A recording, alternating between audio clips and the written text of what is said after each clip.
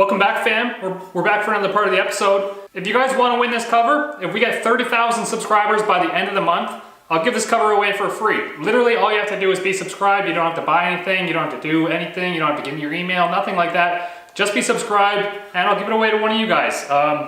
It's retailed at about $350, but I've got a bunch of offers for $300. So even if you don't own a Supra and you just want to sell it or keep it, I'll sign it, I'll draw dicks on it, I'll do whatever you want me to do to it.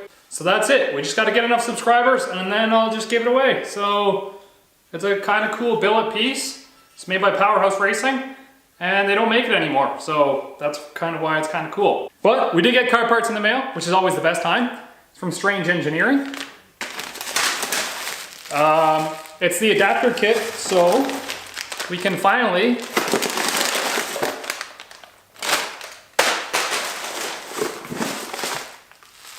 put our front brakes on the Supra. If you guys haven't watched one of the last episodes, I'll give you guys a quick comparison. Come over here, follow your nose.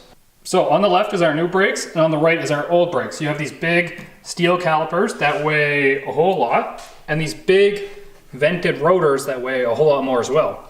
Whereas these, they're only slotted. You don't have the side vents in them. And then these are actually made out of aluminum. So we did weigh this setup in a previous video, and this setup on the left is actually 44 pounds lighter than the setup on the right.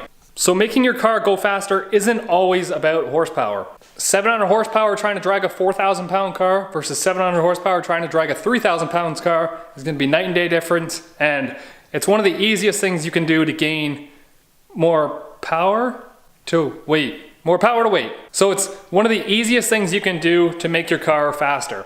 Not only is making your car lighter gonna make it faster, it's gonna make it easier on parts because you don't have to push that torque through 4,000 pound car. That's what like snaps axles and all kinds of fun transmission things. The main reason for going with the Strange brakes is this is gonna take 44 pounds off the front of the car. Some say that every 100 pounds is a tenth on your quarter mile, so why not do it? And it's gonna look way better than those rotors.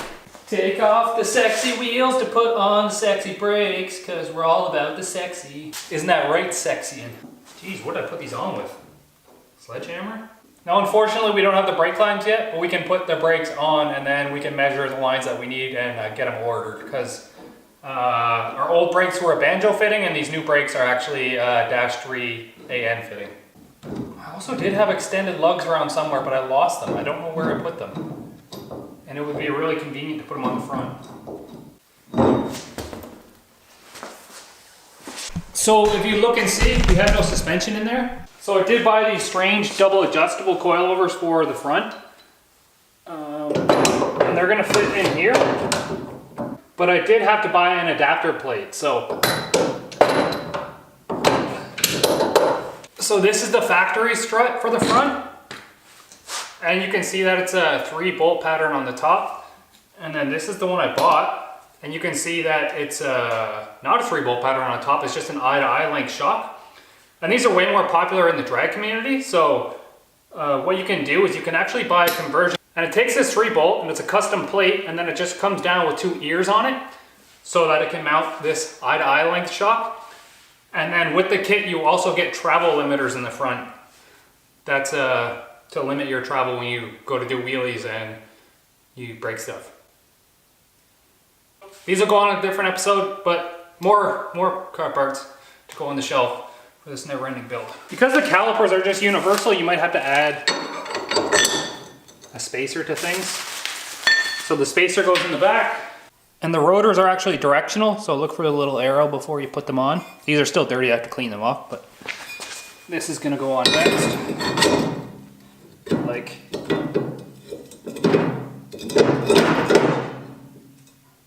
it doesn't fit. That's not good. But that also might be the back rotor, because I have 2 sets. This one, and then there's another set tucked back here that I didn't realize that I had here.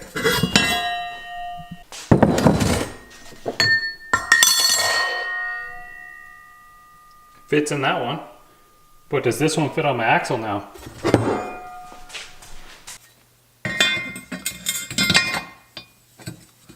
No, it doesn't. What in the fuck is going on here?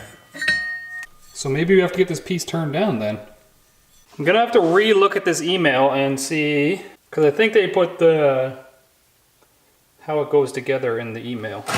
My Wi-Fi, it sucks in my garage. That's why I don't live stream. Otherwise I would probably live stream in the garage a little bit. Maybe, I don't know, we get wasted when we live stream and it's a really bad time. Well, it's a good time, but it's a really bad time the next day. It shows that the spacer's on the inside of the rotor, but it doesn't fit on the inside of my rotor. Why? I don't even know anybody with a lathe. Somebody fix this for me! I will pay you in either gummy bears, rum, or I'll tickle your gooch a little bit. That's that little piece of skin between where your man parts hang and your butthole. So as you can see, they are definitely bigger than the hub itself by a little bit here.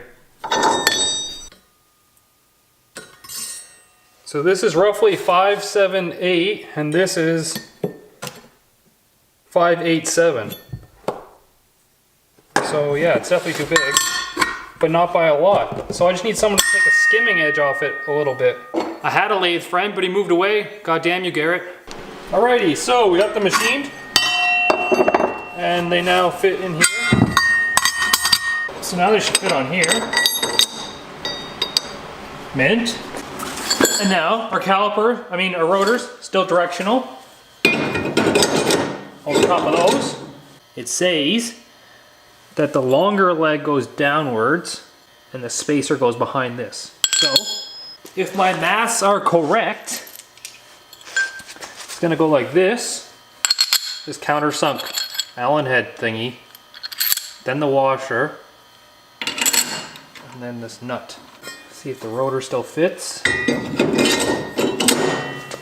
Just barely. It does come with a whole bunch of shims for shimming it exactly perfectly where you need it, in and out wise. Right now we're just gonna test fit it with a caliper to see how close we are. All right, so the calipers, they already have shoes in them because this came off the Mustang, and all it needed to convert from the Mustang to the Supra was those spacers and the adapters. Probably why the spacers didn't fit right, but in the machine down, they were good. We'll go ahead and drop our caliper on here and see where we're at.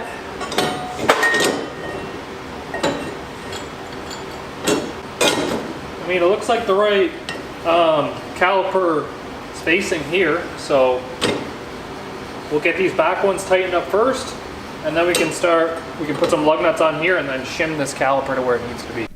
Well, I could totally make this easier on myself, huh? Duh! And then put this one on. Yes, the rotor still needs to be clean. When in doubt, the any size wrench. We can put our caliper back on. So with this shimming stuff, you just want to get it right, so a lot of test fitting and dropping washers. So don't you put it in your mouth. That looks pretty centered to me. The good thing with this style caliper and rotor anyways is that there's 4 pistons, so this side's gonna move in the pad and this side's gonna move in the pad until they touch anyways. I'm okay with that. Now, I'm probably gonna put Lockheed on those bolts, I think. Actually, I'm gonna wanna take it off so I can clean the rotor again. I'm not gonna lie, I've been hard on the Trailer Park Boys game. It's called Greasy Money, I believe. And I'm kind of addicted. I have a problem. I didn't want to admit that to anybody, but you guys are fam. I love doing things like 7 times, so pull these lug nuts off. What? What the? We don't actually have any brake and parts cleaner in this garage? How did I manage that? What did the, okay, yeah, seriously, I don't even know what happened there. I don't know how I ran out of parts cleaner, but I'm gonna have to go get some tomorrow now, cause,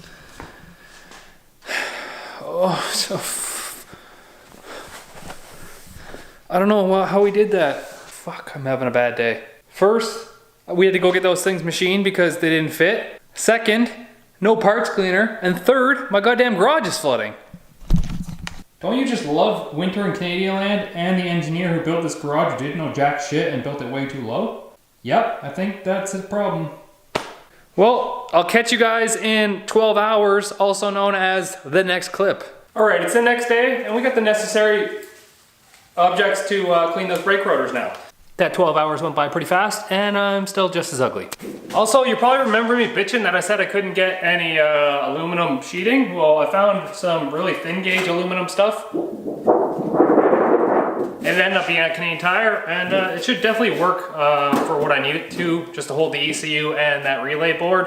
That's a different video altogether, but I'm just saying I found some aluminum. Here's your chance. Do your dance at the Space Jam. Alright. Put your hands in the air if you feel fine.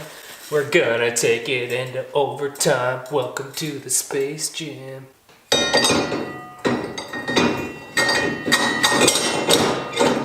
Bam! Doesn't even move even a little bit. So good, so tight. And we're so close to the floor, it's hard to get a good camera angle because my tripod is like a minimum of this high off the ground. So I can't get cool up shots because when I shoot from up to down low, you can see like not my good side, but if I shoot from like down low to up, you could probably see like my double chins. Not gonna lie, the videos are like way cooler when Tokyo's here filming because I can do all kinds of weird and wacky stuff and he always catches it on video. Plus, we get multiple different camera angles and it's not the same camera angle the whole time. So I apologize that it's just me doing work in here. Whoa. That top one came out. Oh, but so did the spacer. Where did that go? Now, every good mechanic knows that torque specs, they don't exist. They're stupid. They don't even make sense. So what you do is you just go as tight as you can and then you go a quarter turn past that. Mint. Now we gotta turn that bish back straight. Now, of course, we have to test fit our wheel to see how sexy it is. Whee!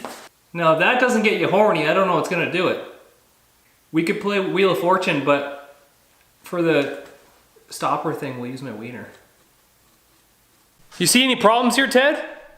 We ain't got no shock mounts. Just blamming the Fast and Furious references. But to address that, they are at the post office. They gave me a slip that says, come back tomorrow after 1 o'clock. I work tomorrow. Damn it. But with the power of the editing skills that I kind of sort of have sometimes, and maybe, we're gonna do this side as well. The light on this side is definitely not as good, so I'm just gonna do it. Ain't nothing to it but to do it.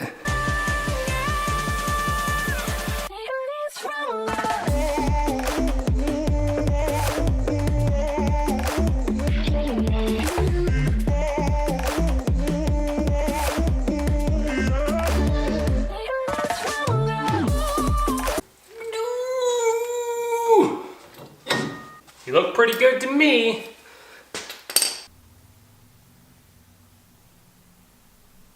So, thank you guys for joining me. I'm sorry if it's a little bit of a short episode, but the moral of the story is, if you take weight out of your car, it's gonna be faster, it's gonna be easier and stuff, and it's pretty cheap horsepower depending on where you start with the weight. Take your spare tire out and all that shit. Who cares if you get a flat?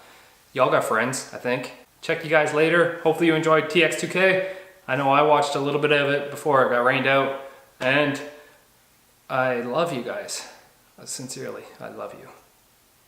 Bye!